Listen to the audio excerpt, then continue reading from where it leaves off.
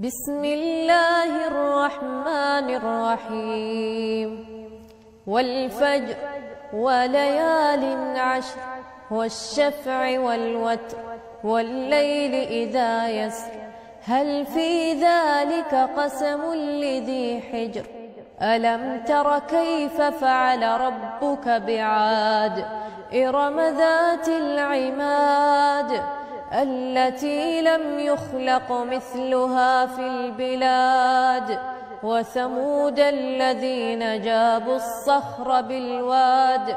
وفرعون ذي الأوتاد الذين طغوا في البلاد فأكثروا فيها الفساد فصب عليهم ربك سوط عذاب إن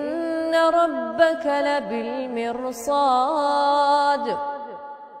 فأما الإنسان إذا ما ابتلاه ربه فأكرمه ونعمه فيقول ربي أكرمن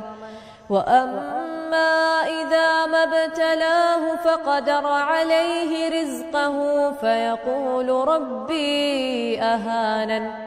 كلا بل لا تكرمون اليتيم ولا تحاضون على طعام المسكين وتأكلون التراث أكلا لما وتحبون المال حبا جما كلا إذا دكت الأرض دكا دكا وجاء ربك والملك صفا صفا وجيء يومئذ بجهنم يومئذ يتذكر الإنسان وأنى له الذكرى يقول يا ليتني قدمت لحياتي فيومئذ لا يعذب عذابه أحد ولا يوثق وثاقه أحد يا أيتها النفس المطمئنة ارجعي إلى ربك راضية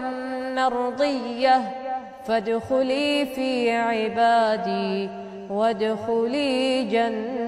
جنتي.